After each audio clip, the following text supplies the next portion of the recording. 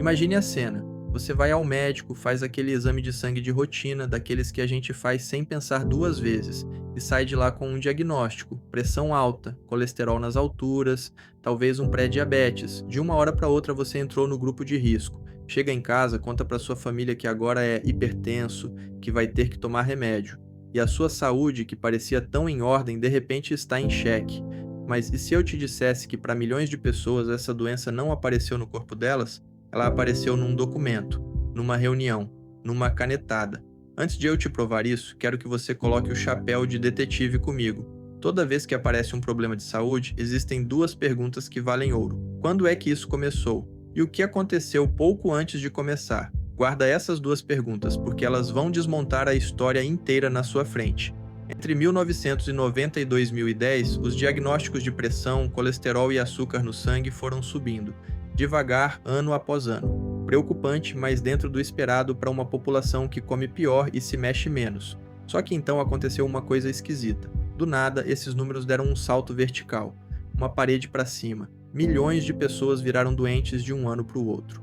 E aqui está o detalhe que trava a cabeça de qualquer um. Quase ninguém tinha ficado mais doente. O corpo dessas pessoas era exatamente o mesmo na segunda-feira e na terça. O que mudou não foi você, foi a régua que mede você.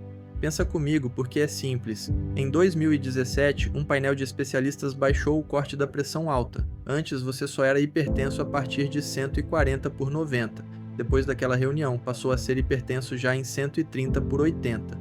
Parece um detalhe técnico, né? Só que nesse único instante, sem ninguém passar mal, cerca de 31 milhões de americanos viraram hipertensos. Não porque a pressão deles subiu, porque a linha desceu até eles. E quer a prova de que isso é uma escolha e não uma verdade absoluta da natureza?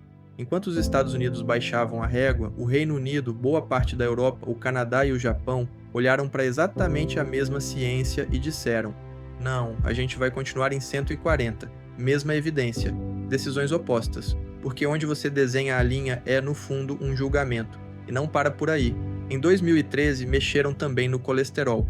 Antes, o médico perseguia um número de LDL na sua veia. Depois viraram a chave e passaram a decidir pelo seu risco calculado. Resultado: quase 13 milhões de pessoas, da noite para o dia, se tornaram candidatas a tomar remédio, muitas delas para o resto da vida. E teve mais. A Associação Americana de Diabetes pegou uma faixa de exame que antes era quase normal e batizou de pré-diabetes. Uma faixa tão larga que a própria Organização Mundial da Saúde não quis adotar do mesmo jeito. Junte tudo isso e você chega ao número do título. Mais de 100 milhões de adultos parados dentro do balde do diabetes ou do pré-diabetes. A linha se moveu e o gráfico da epidemia explodiu junto. Agora volta para as perguntas de detetive. Quando começou? Bem na hora em que a régua mudou. E o que aconteceu pouco antes? Uma reunião de comitê. Então vem a pergunta que quase ninguém faz em voz alta. Quem é que ganha quando milhões de pessoas viram pacientes numa única tarde? Porque não fui eu que inventei essa dúvida. Um dos periódicos médicos mais respeitados do planeta, o British Medical Journal, levantou exatamente isso. Quem são as pessoas sentadas nesses comitês que desenham as réguas e que interesses estão dentro da sala quando, com uma assinatura, o número de gente doente praticamente dobra? Porque cada diagnóstico novo costuma virar uma receita nova e, às vezes, um efeito colateral que puxa mais uma receita atrás. Mas agora presta muita atenção, porque é aqui que a maioria dos vídeos sobre esse assunto te engana feio. Mudar onde a linha é desenhada não é a mesma coisa que dizer que você, do outro lado dela, está 100% seguro. Quem entra nesse novo estágio, um de pressão, realmente carrega mais risco de infarto e de derrame lá na frente. Pré-diabetes é, de verdade, um sinal amarelo aceso no painel. Fingir que não é seria trocar uma mentira por outra. Então, o recado deste vídeo não é rasgar o diagnóstico. E não é, de jeito nenhum, jogar o remédio fora por conta própria, porque isso pode te machucar de verdade. O recado é bem mais poderoso do que isso. Porque se a régua foi movida numa sala fechada, ainda sobra a pergunta que de fato muda a sua vida, tirando a política dos comitês. O que é que está ligando essas três doenças dentro do seu corpo? Existe um fio invisível costurando a pressão, o colesterol e o açúcar. Um só. E no minuto em que você enxerga esse fio, você para de ser refém da régua dos outros e começa a jogar o seu próprio jogo. É exatamente esse fio que eu vou puxar para você agora. Esse fio tem nome: resistência à insulina. Deixa eu descomplicar com uma imagem. A insulina é o hormônio que bate na porta das suas células para guardar o açúcar do sangue lá dentro. Quando você vive de pão, massa, açúcar e farinha, O corpo é obrigado a bater nessa porta o dia inteiro. Aí acontece o óbvio: de tanto bater, as células param de escutar. O corpo então bate mais forte, despeja ainda mais insulina e você entra num ciclo que se retroalimenta. Esse é o eixo em torno do qual as três coisas giram. Estudos apontam a resistência à insulina como uma peça central daquilo que os médicos chamam de síndrome metabólica, ligada de perto ao açúcar alto e ao colesterol ruim. Agora, vou ser honesto com você, porque é isso que me diferencia da maioria. A ligação da insulina com a pressão alta é mais fraca e ainda dividida entre os cientistas. Não é uma causa mágica que sozinha explica tudo. Mas é, sim, o eixo mais útil para você agarrar. Porque se tanta coisa gira em torno de como o seu corpo lida com o açúcar, então mexer nisso mexe em várias frentes ao mesmo tempo. E o que enche esse copo de insulina dia após dia é principalmente o excesso de açúcar e de carboidrato refinado. E é aqui que a história vira do avesso. Porque a pergunta de R$ 1 milhão é: dá para melhorar isso sem depender só do remédio? E a resposta é sim, mas não do jeito preguiçoso que vendem por aí. Vou começar pelo caso mais chocante, o diabetes tipo 2. Um ensaio clínico publicado na revista The Lancet, uma das mais sérias do mundo, acompanhou pessoas com diabetes e conseguiu levar 46 em cada 100 delas de volta para uma faixa não diabética em 12 meses, quase metade, e sem remédio de diabetes no fim. Parece milagre, mas agora escuta o que ninguém coloca na capa do vídeo. Isso não foi chá, não foi suplemento, não foi um pozinho mágico. Foi perda de peso pesada, com uma dieta de pouquíssimas calorias, feita com acompanhamento de perto. E tem mais, o efeito enfraquece com o tempo. Depois de 2 anos, já eram cerca de 36 em cada 100 ainda em remissão, e funcionou principalmente para quem tinha diabetes havia pouco tempo, ou seja, é remissão, não é cura, e não é fácil.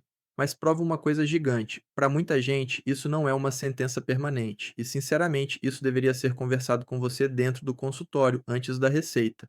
Porque, pela ideia de consentimento informado, você tem o direito de conhecer as alternativas antes de decidir o caminho. E o colesterol? Aqui também tem caminho e também tem armadilha. O exercício ajuda a baixar o LDL. Os fitosteróis, aquelas gorduras que vêm das plantas, também baixam. E a levedura de arroz vermelho baixa o LDL de um jeito parecido com remédio. Só que olha que curioso, é porque ela literalmente contém a mesma substância de uma estatina de baixa dose. Ou seja, esse natural é quimicamente primo do remédio. E não é isento de risco. Tem até quem corte muito carboidrato e veja os triglicerídeos despencarem. Mas o LDL em algumas pessoas subir. Mais um lembrete de que corpo não é planilha. E tem um detalhe que separa quem entende de quem só repete na internet. A niacina, por exemplo, melhora os seus números de colesterol no papel. Sobe o bom, desce o ruim. Parece perfeito.